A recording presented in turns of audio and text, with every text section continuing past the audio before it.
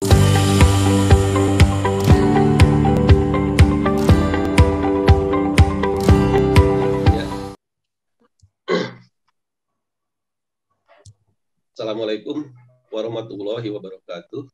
Waalaikumsalam warahmatullahi wabarakatuh. Bismillahirrahmanirrahim. Alhamdulillahirabbil alamin. Wa bihi nasta'inu ala umuri dunya waddin. Wassalatu wassalamu ala sayyidina al-mursalin. Sayyidina wa maulana Muhammad wa ala alihi washabihi ajmain. Amma ba'du. Yang saya muliakan Pak Kiai, mudah-mudahan Pak Kiai tetap sehat, diberikan kekuatan. Amin, amin. Janganlah melanjutkan tugas-tugas mulia.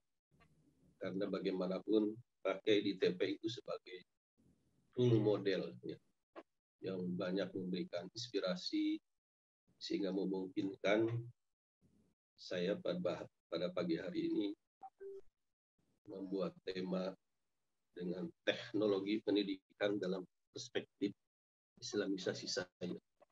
Dan semua itu terus terang diinspirasi dari Pak Kiai. Kemudian juga teman-teman Kaprodi, Seprodi yang saya muliakan. Terima kasih saya sudah diberi kesempatan untuk bisa memberikan kajian ilmu pada pengajian rutin ya tiap hari Sabtu pagi. Kemudian juga para dosen di Pasca yang saya banggakan dan seluruh alumni termasuk juga mahasiswa yang ikut bergabung dalam Zoom ini. Mudah-mudahan semuanya diberikan kesehatan jasmani rohani sehingga kita bisa melaksanakan tugas sehari-hari dan ya kita sama-sama berdoa ya. Mudah-mudahan corona ini atau COVID-19 ini bisa cepat berlalu sehingga kita bisa melaksanakan tugas-tugas seperti biasa. Rasanya sudah kangen gue ya, ingin ketemu secara offline ya, di Pasca untuk melakukan pertemuan. Tetapi ya kondisinya seperti ini. Bapak Ibu yang saya muliakan, kalau teman-teman dari jurusan TP maupun MM gitu ya, kalau boleh meminjam istilahnya Bunda itu, kita ini kan jurusan konvensional. Jadi yang TPMM ini istilah Bunda itu konvensional, beda dengan yang MPAI Syariah itu jurusan Syari. Jadi sangat wajar ketika teman-teman diberikan giliran ya, untuk memberikan tausiah agak gagap gitu. Karena memang harus berusaha mengkaitkan keilmuan yang dimilikinya mengkaitkan dengan nilai-nilai keislaman. Berbeda dengan teman-teman yang memang sudah terbiasa dengan memberikan dakwah. Tetapi bagaimanapun dalam perspektif TP ini semuanya adalah dalam rangka pembelajaran. Jadi apapun di TP itu ya semua proses pembelajaran. Bapak Ibu yang saya muliakan, kajian pagi ini terus terang saja melanjutkan yang sudah disampaikan terdahulu baik oleh Pak Waspodo maupun Pak Gipi ya. Karena memang ya tidak jauh dari situ. Cuma izinkan saya juga akan menyampaikan secara historis ya, pendirian prodi TP ini khususnya S2 sampai kepada S1.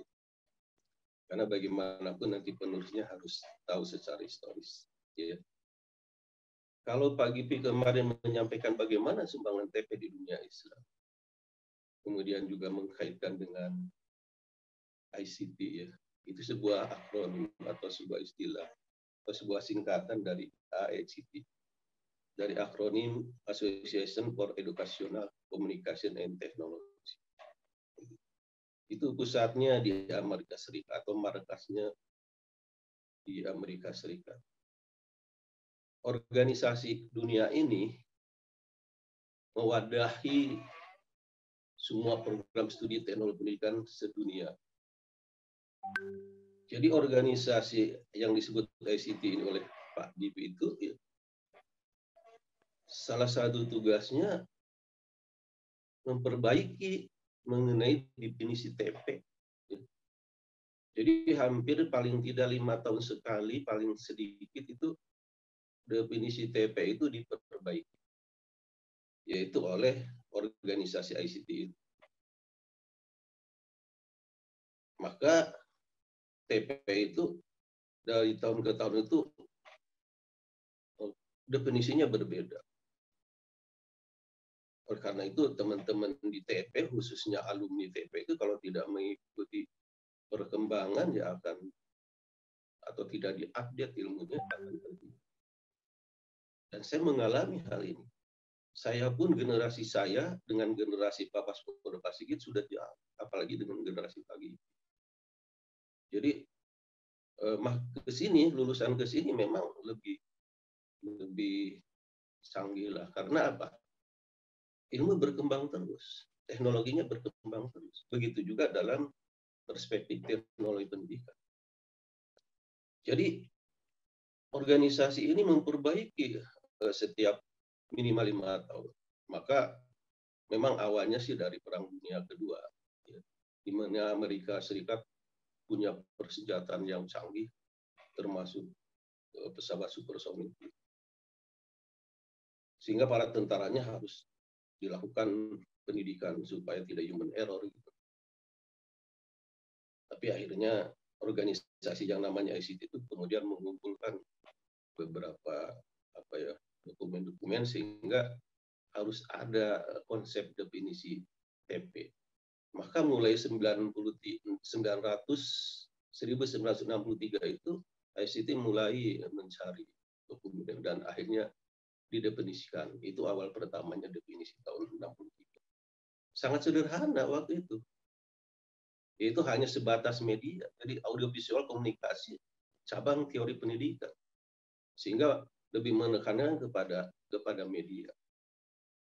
Ketika itu tahun 63. Kemudian 5 tahun kemudian bahkan mungkin ya ada 4 tahun atau tahun 1972 diperbaiki definisi itu. Nah ini ICT yang memperbaiki. Jadi kelompok atau badan asosiasi inilah yang memperbaiki definisi.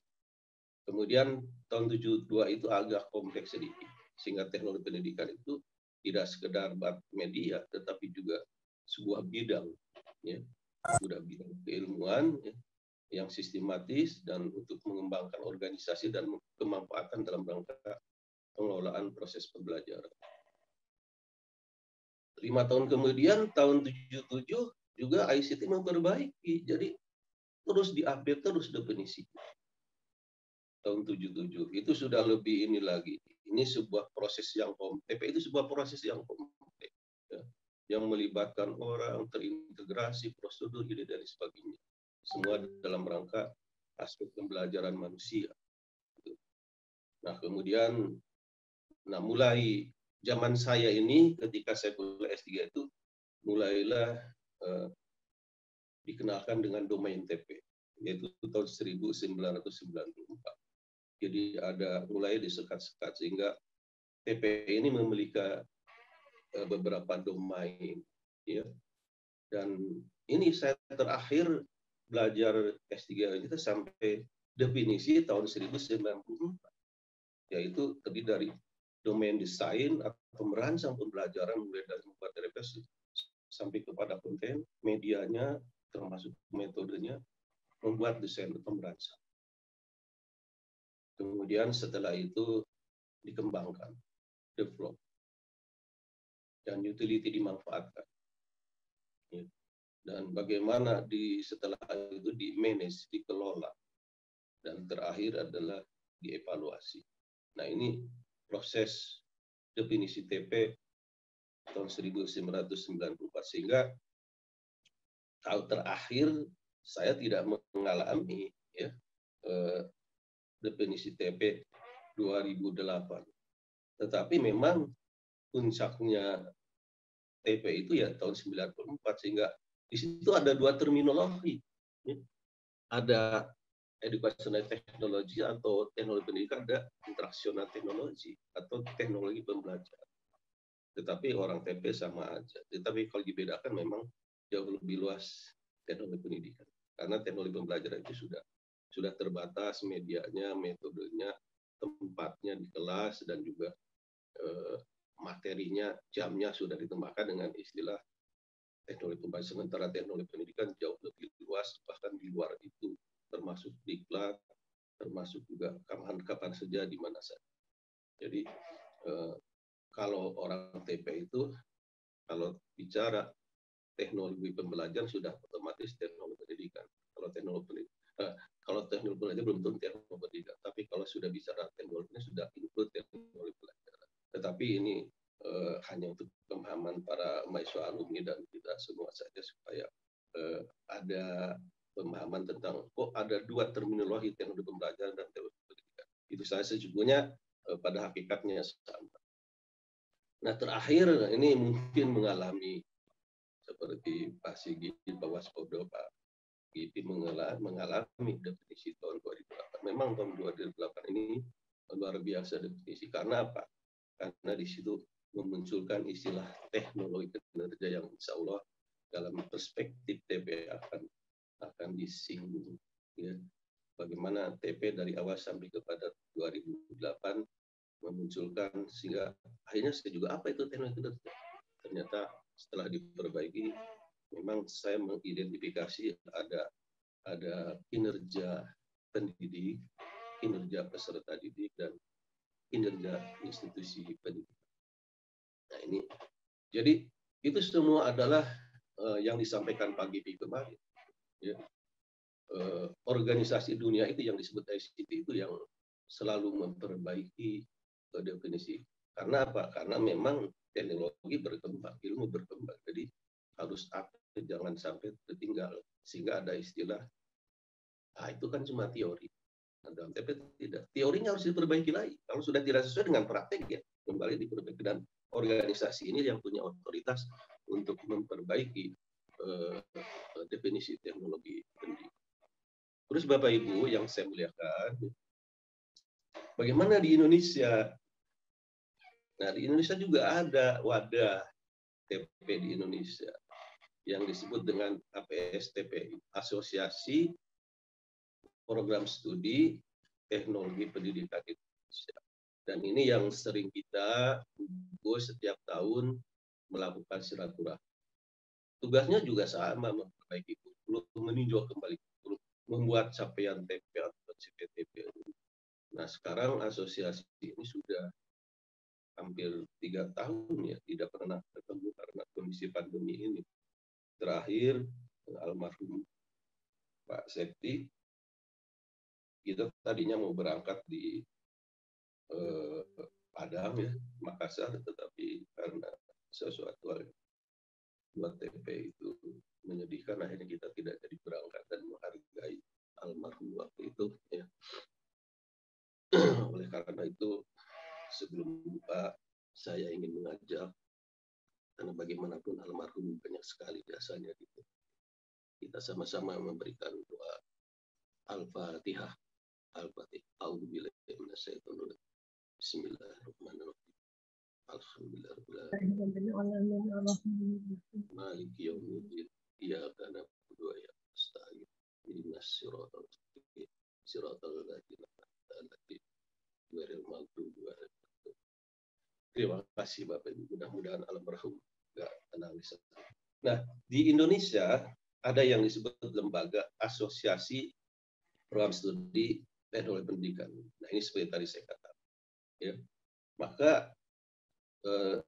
organisasi itu yang sering kita lakukan setiap tahun pertemuan itu meninjau kurikulum yang ada, akan membuat capaian pembelajaran di ya.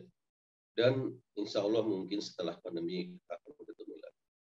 Dan dibawa ke Indonesia itu ya, pertamanya oleh Profesor Dr. Yusuf Hadimyar sebagai Bapak Teknologi Indonesia.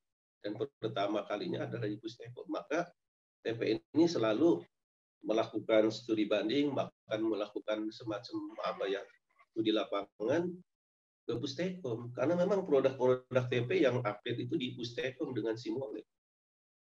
Dan itu wajib mahasiswa TP, khususnya di UIK ya, setiap tahunnya kita berkunjung ke Pustekom termasuk ke Simolek.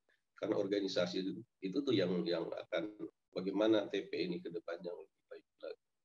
Karena kalau melihat realnya TP itu ya harus melihat produk TP.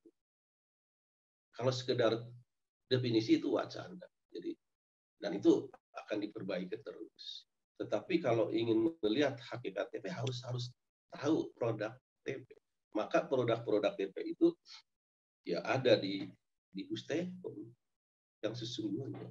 Seperti ketika bagaimana orang-orang sudah bekerja karena TP sesungguhnya memfasilitasi, memberikan solusi gitu dalam proses pembelajaran. Bagaimana orang yang sudah bekerja tanpa meninggalkan pekerjaan untuk meningkatkan kualitas diri. Maka teman-teman di Pustekom mendirikan UT. Jadi UT itu Universitas Terbuka itu salah satunya solusi atau produk TP yang bisa diikuti oleh teman-teman yang ingin meningkatkan kualitas dirinya tapi tidak meninggalkan pekerjaan. Kemudian juga ketika itu kita masih ingat produk TP itu TPI ya, atau Televisi Pendidikan Indonesia.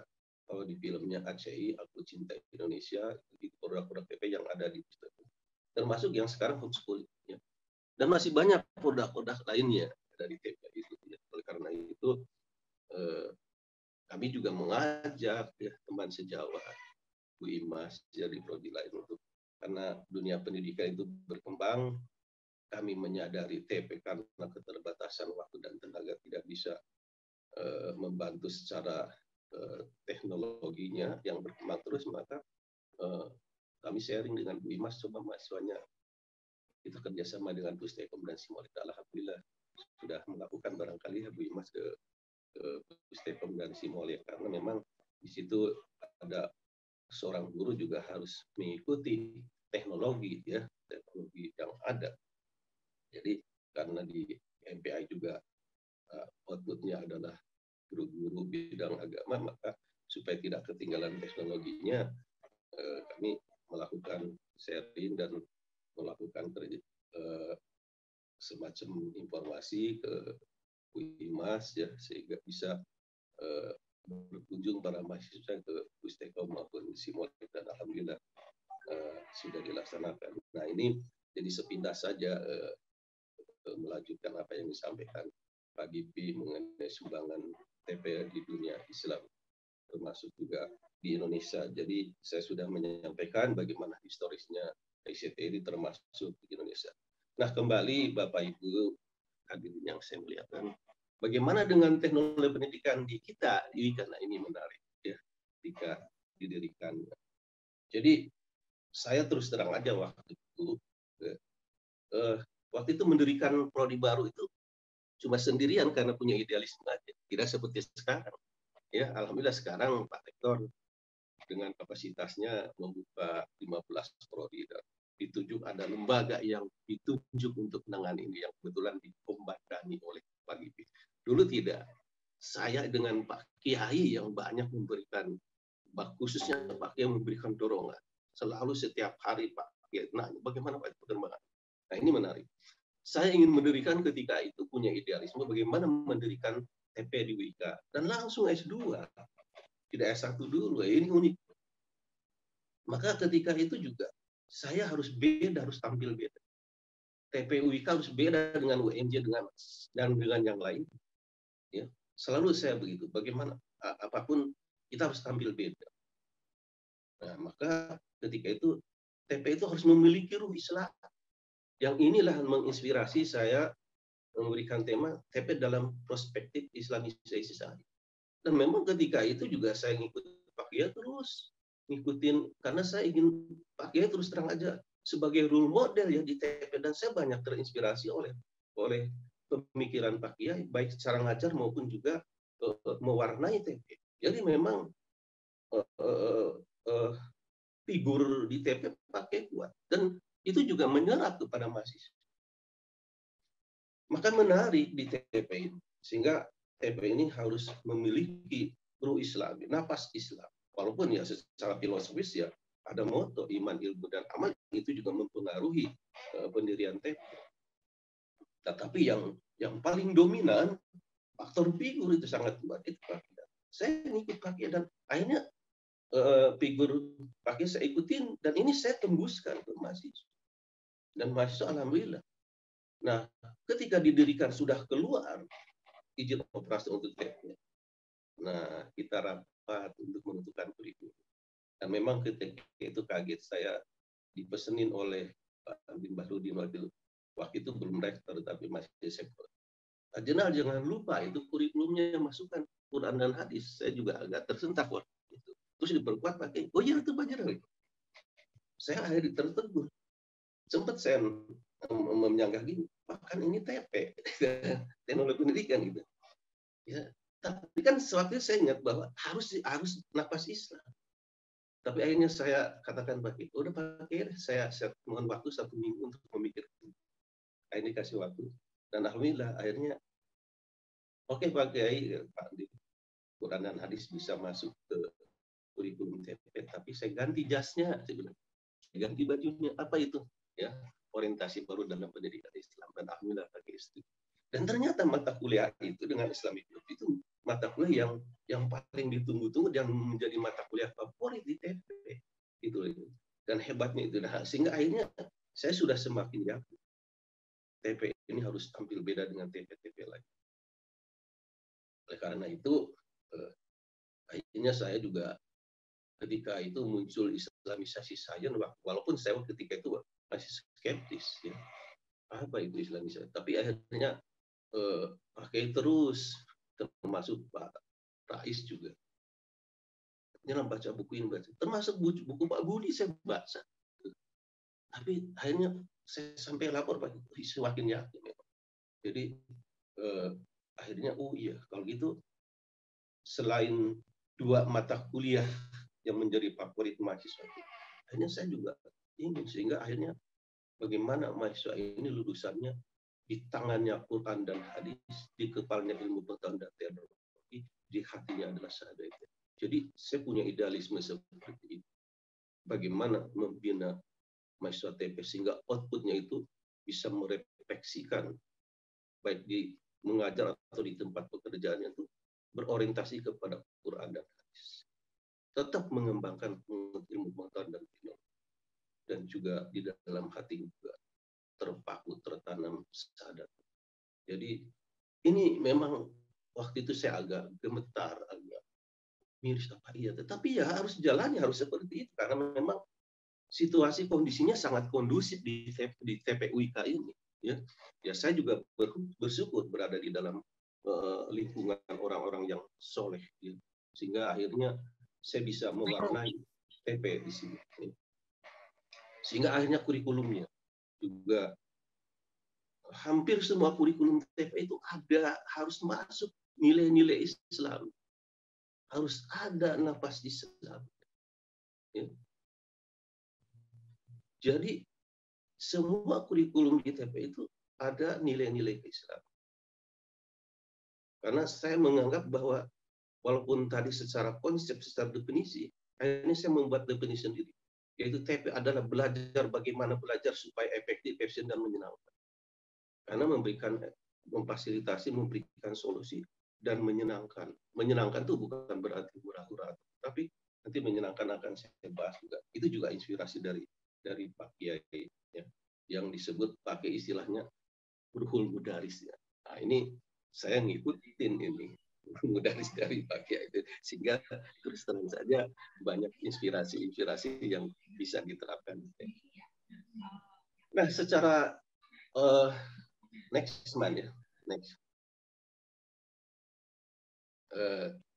Bagaimana ya TP secara ontologis, ya. Karena memang mendirikan itu kami punya landasan filosofis. Ya, tadi TP secara ontologis belajar bagaimana supaya efektif dan menyenangkan. Nah, berkembang terus inovasi bidang teknologi pendidikan juga terutama teknologi informatika dan komunikasi telah merubah wajah dunia pendidikan dari sistem korespondensi menjadi sistem pembelajaran yang dikenal dengan istilah belajar jarak jauh. Bahkan jauh sebelum itu pun sudah dikenal dengan istilah teknologi pendidikan melalui educational personal. Next mana itu sudah ya, gitu ya. Next lagi. Ya. Jadi apalagi ini inovasi-inovasi sekarang ini penting di dunia pendidikan, ya.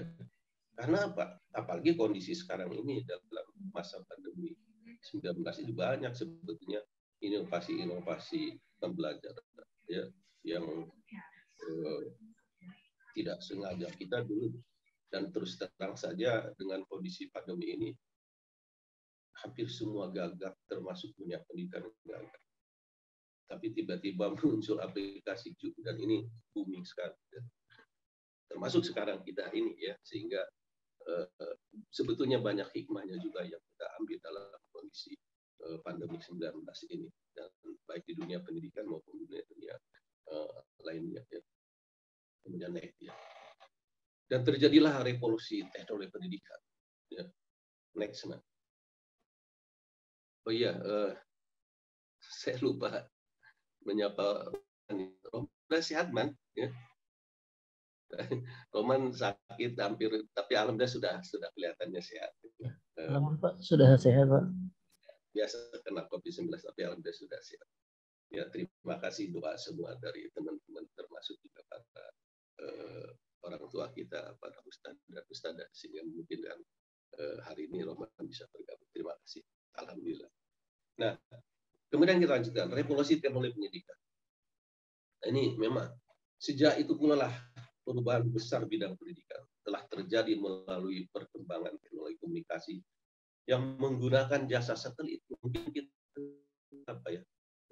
bukan apa, tapi memang ada satelit, ya, zamannya Pak Harto, ya, kemungkinan dengan menggunakan jasa satelit Palapa itu, ya, itu satelit transmisi gelombang kabel optik dan komputer yang memungkinkan terjadinya komunikasi sangat cepat, efektif, dan presisi, termasuk dalam proses pembelajaran.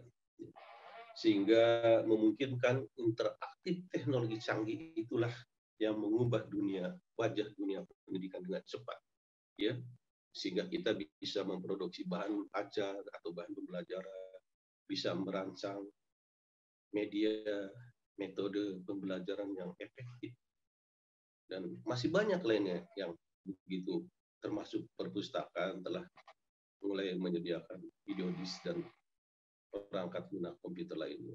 Nah, seperti tadi yang sudah saya katakan, ya, termasuk juga produk TPUT, TPI, ACI, homeschooling, dan lain sebagainya, ya. Itu mulailah revolusi pendidikan. Nah, sebetulnya konsep teknologi pendidikan itu, nah ini yang terbaru, ya, yaitu konsepnya itu adalah studi dan praktik etis untuk memfasilitasi pembelajaran dan meningkatkan kinerja. Nah, ini kinerja sudah definisi yang baru tahun 2008, yaitu kinerja peserta didik, kinerja pendidik, dan kinerja institusi pendidikan dengan merancang dan menciptakan serta menggunakan sumber daya dan teknologi tepat guna. Jadi artinya, ya, ada produk, ya. Oleh karena itu secara epistemologi, ya, TP itu bagaimana epistemologi TP sekarang dalam perspektif islamisasi saja. Nah, ini penting, ya. Jadi next, man, ya. Berikutnya, man, ya. Jadi bagaimana ya, terus next, ya, ya. Bagaimana epistemologi TP terutama dalam perspektif islamisasi. Baik TP dilihat dari atau dipandang sebagai suatu produk juga, maupun dipandang sebagai suatu proses pembelajaran. Nah, ini sangat unik ya. Jadi ini juga mohon izin Pak Budi, saya pernah baca hari Rabu kemarin ya, yang tulisan Pak Budi itu sangat menarik buat saya, dan itu juga menjadi inspirasi Pak Budi. Ketika itu saya menulis apa ya? Kemudian Pak Budi muncul WA-nya mengenai apa ya, dimensi sains tentang Nabi Khidir gitu ya. Wah, ini menarik. Nah, kalau Pak Budi dilihat dari segi sains, saya dilihat dari dalam perspektif TP. Insya Allah nanti sekali lagi Pak Budi mohon izin nanti ada di berikutnya. Ya. Jadi memang sains empirikal bersandar pada sebuah asumsi, memang betul yang dikatakan Pak Budi, saya setuju ya.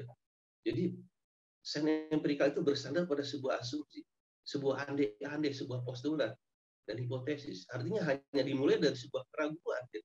Jadi ilmu beda, memang sains dengan ilmu dibedakan. Saya setuju. Dan saya memang ketika itu juga saya juga baca. Ya. Jadi antara ilmu dan sains barat atau sains empirikal berbeda. Karena sangat sederhana. Sains empirikal itu hanya merupakan gabungan dari deduktif dan induktif. Gabungan antara rasio dan empiris. Ya. Empiris memverifikasi. Berbeda dengan ilmu dalam pengertian sains Islam. Sains menurut Islam yang disampaikan Pak Budi itu saya setuju, dan memang itu berangkat dari keyakinan. Kalau sains barat berangkat dari keraguan atau dari sebuah asumsi, dari sebuah postulat, ya, dari sebuah andai-andai, ya, yaitu apa? Logika atau rasio. Kemudian diverifikasi dengan empirik, induktif. Sehingga sains empirikal itu terkenal dengan epistemologinya dalam sebuah akronim yaitu deduktor.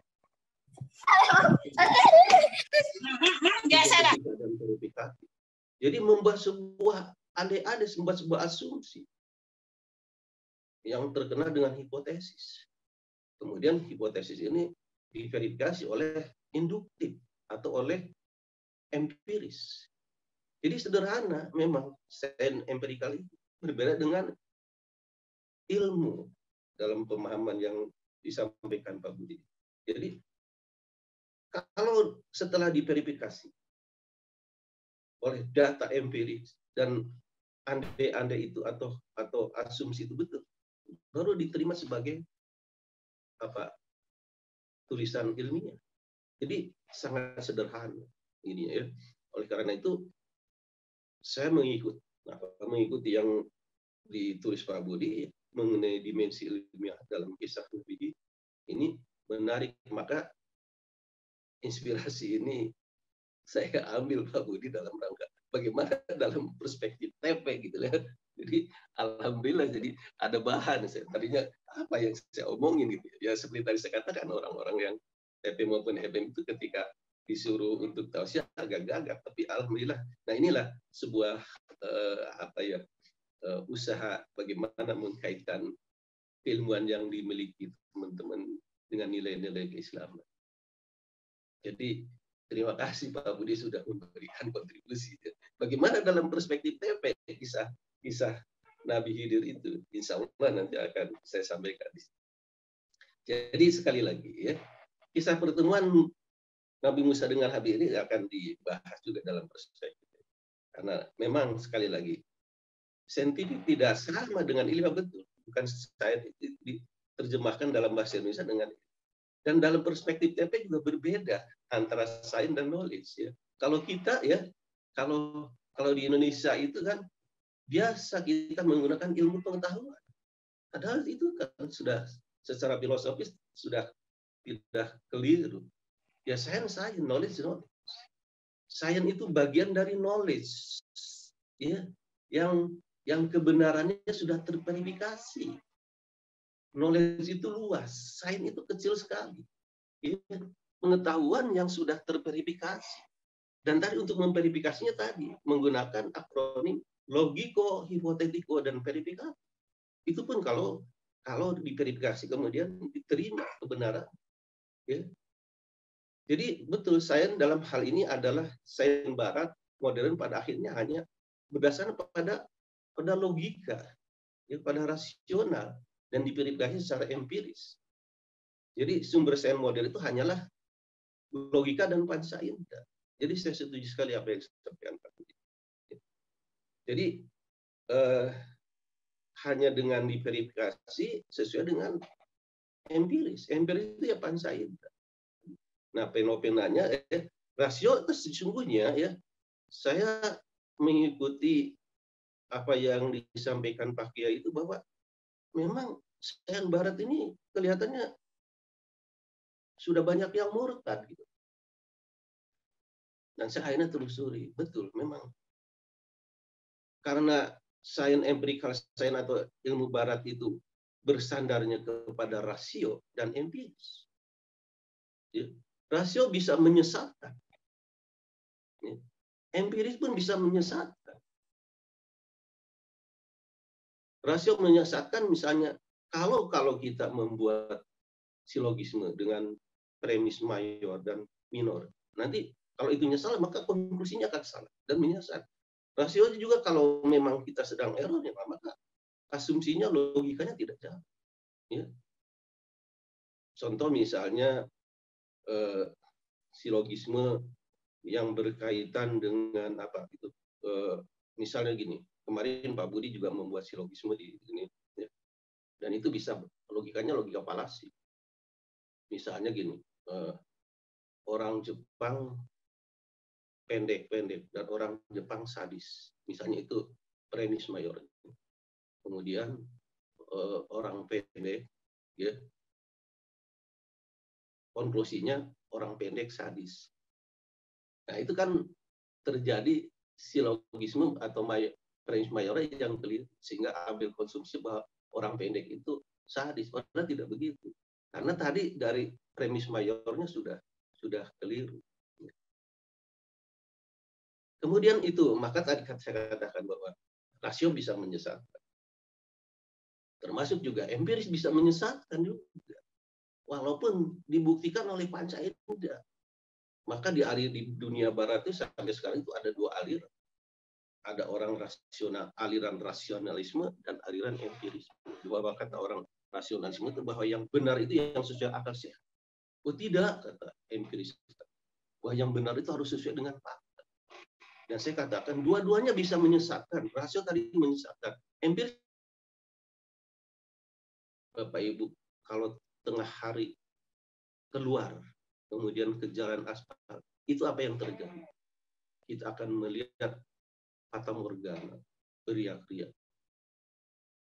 Dan itu kelihatan, itu panca indera melihat ada fata morgana. Tetapi ketika sudah kita datang, tidak ada. Itulah, maka empirikal pun bisa menyesat. Atau kita naik mobil, kendaraan, nggak usah 100 km per jam, 80, naik ke tol Sentul. Kita tengok kiri kanan, apa yang terjadi? Faktanya secara empiris kita di dalam mobil. Sebut saja dalam kecepatan 80. Tetapi ketika kita lihat tengok kiri kanan, apa yang terjadi? Tiang listrik atau pohon-pohon yang berlarian.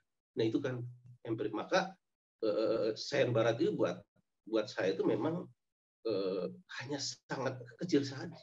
Ya sederhana. Jadi, oleh karena itu rasio bisa menyesatkan, empiris bisa menyesatkan. Karena terus terang saja ya sains empirikal sains atau ilmu barat itu hanya merupakan gabungan dari logika atau dari rasio dengan atau deduktor dengan induktif atau rasio dengan empiris. Ya.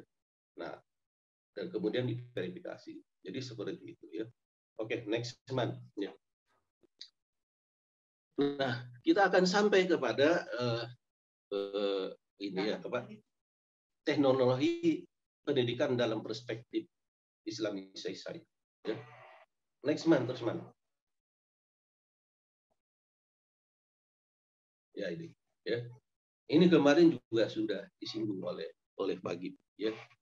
Bagaimana teknologi dalam perspektif Al-Quran? Nah, Bismillahirrahmanirrahim. Iqra bismi rabbikal ladzi khalaq. Khalaqal insana min 'alaq. Iqra wa rabbukal akram alladzi 'allama bil qalam. 'Allamal insana ma lam ya'lam. Nah, ini membuat inspirasi. Jadi kalimat-kalimat Iqra ini ya dalam perspektif teknologi pendidikan memiliki tafsir yang sangat luas, ya, yaitu sebagai pembelajaran. Jadi perintah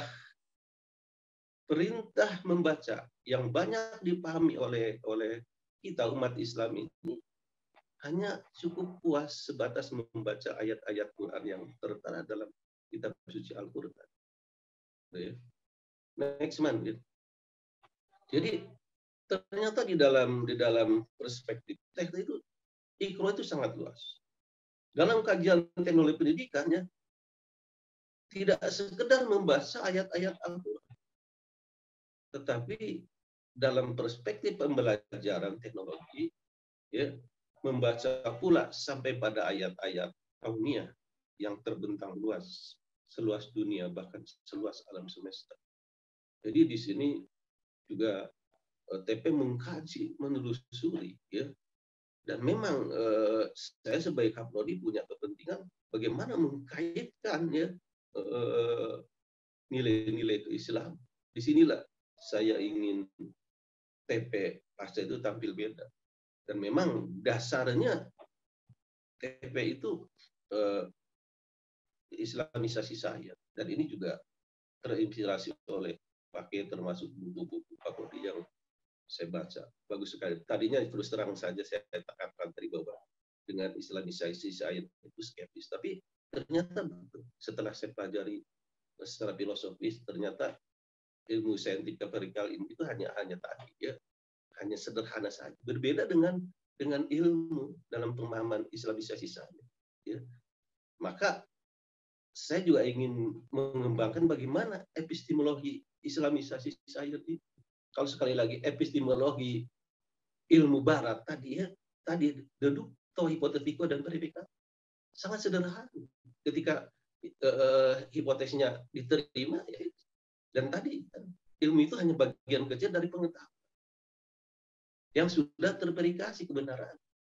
Ya, maka ilmu barat itu berangkat dari keraguan menjadi sebuah kebenaran.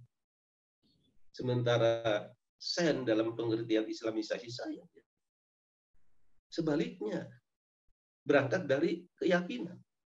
Kita yakin. Ya. Jadi berangkatnya sudah berbeda. Ya. Kalau empirikal sains dari keraguan, dari sebuah ande-ande, dari sebuah logika tadi, ya, kemudian diverifikasi dengan empiris, sementara islamisasi sains sudah berangkat dari keyakinan. Maka verifikasinya yakin, yakin sampai kepada yakin. Tapi wallahu alam, nanti mungkin ini juga menjadi PR buat TP, ya, untuk selanjutnya. Masih banyak PR yang harus dikerjakan. Ya, oke, next man. Ya. Kemudian juga konsep teknologi kinerja. Ini definisi yang terbaru, yang mungkin Pak Waspodo, Pak Sigit ini saya tidak mengikuti teknologi kinerja karena saya lulusnya sebelum definisi ini keluar. Ya. Konsep teknologi kerja dalam perspektif teknologi pendidikan memiliki tafsir yang luas. Artinya berusaha sungguh-sungguh untuk memperoleh hasil terbaik dan benar. Meningkatkan kinerja dengan menciptakan, menggunakan, dan mengelola sumber daya, serta memanfaatkan teknologi tepat guna. Hal ini sejalan dengan ayat yang ada di Al-Quran ini. Bismillahirrahmanirrahim. Walladina jahadu fina nahdiyannahum subulana wa innallaha lama'al muhsinin. Hai orang-orang yang berjihad untuk mencari keriduan kami, benar-benar akan kami tunjukkan kepada mereka jalan-jalan kami, dan sesungguhnya Allah benar-benar beserta orang yang terbaik. Ayat tersebut memberikan makna bahwa pembelajaran, mengajar, ya, dan institusi pengajar harus menggunakan atau harus sungguh-sungguh berjihad di jalan Allah, ya, untuk menciptakan dan meningkatkan kinerja dengan benar. Jadi teknologi kinerja di sini juga dalam tafsir islamisasi saya, ya, memang sejalan dan sangat luar biasa. Ya. Dan kita sebagai orang pendidik, ya, jangan sekedar menggugurkan kewajiban mengajar, tetapi harus menjadi, kata Pak Gil, harus menjadi mujahidin dan mujahid. Ya. Jadi mujahidin, mujahidah itu orang-orang yang sungguh-sungguh, ya, meminjam istilahnya pakai itu orang-orang yang profesional. Profesional itu ya sungguh-sungguh. Nah, mengajar itu harus profesional. Tidak hanya sekadar saya kan menggugurkan kewajiban. Pokoknya saya ngajarkan udah, mau ngerti mau enggak ya enggak bisa. Ya. Maka juga mohon maaf kalau nanti salah bisa diluruskan Pak Kiai. Saya ngikuti apa sih ini luhur mudaris? Saya bisik-bisik Buya apa sih luhur mudaris? Kenapa Pak Kiai sih mengatakan? Dalam pembelajaran itu pertama yang mohon maaf Pak Kiai ini mungkin saya keliru, tapi mohon nanti kalau perlu dilurus. Metode mengajar itu penting daripada kurikulum. Sebaik apapun kurikulum, kalau cara menyampaikannya salah, maka hasilnya juga akan salah. Ya. Oleh karena itu, seorang guru harus memiliki luhur mudaris. Seorang pengajar itu lebih penting dari semuanya. Nah, luhur mudaris itu dalam perspektif TP, ya, yaitu pembelajaran harus menyenangkan, ya, harus menarik, harus ada ruh. Artinya seorang dosen, seorang pendidik harus punya magnet, ya, sehingga menjadi tertarik. Jangan sampai kita ngajar masuk ke kelas mukanya ditekuk, orang sudah takut, mahasiswa sudah takut. Nah, ini nggak akan berhasil pembelajaran kita.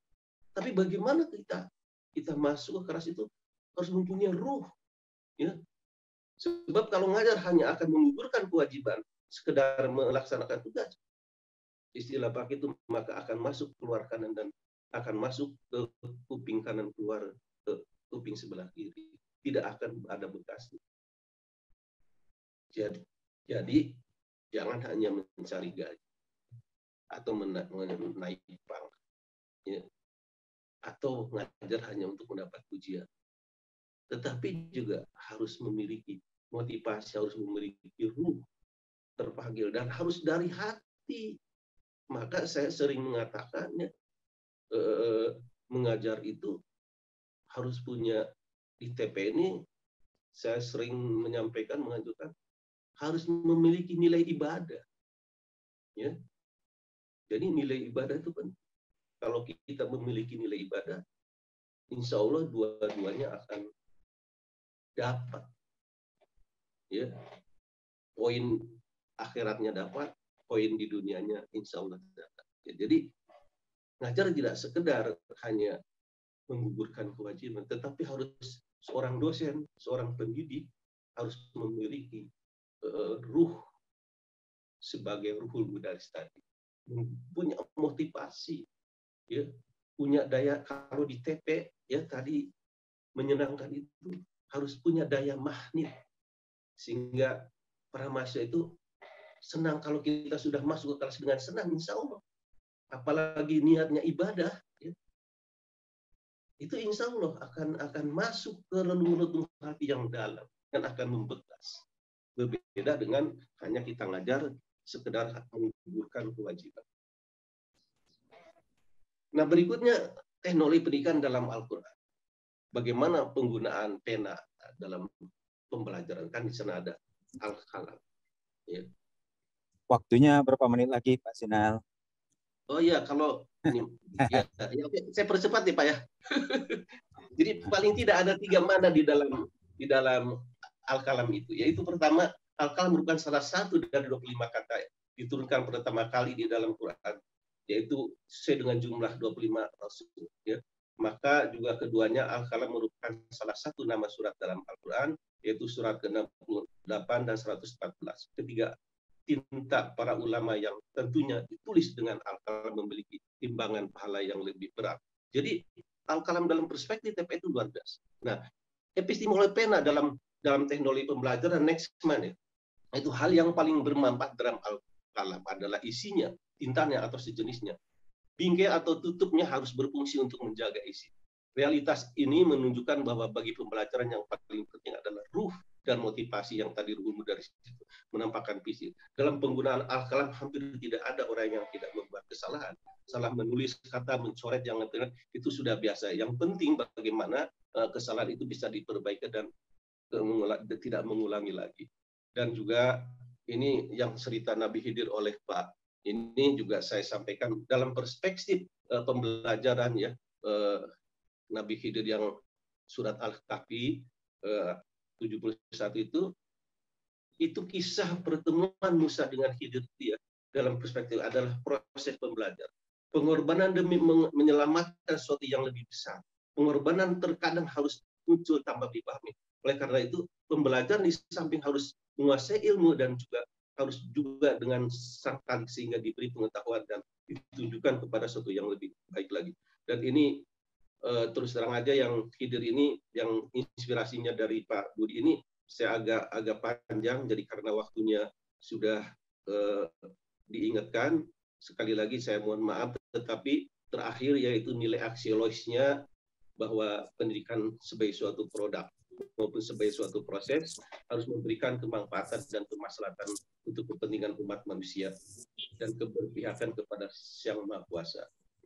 Kemudian juga simpulannya terakhir, next man langsung kesimpulan saja ya, karena waktunya saya sudah diingatkan bahwa teknologi pendidikan dalam perspektif Islami saya memiliki arah atau kiblat yang berorientasi pada Quran dan hadis. Dan ini tercermin dalam mata kuliahnya Pak Kiai, yaitu orientasi baru dalam Islam.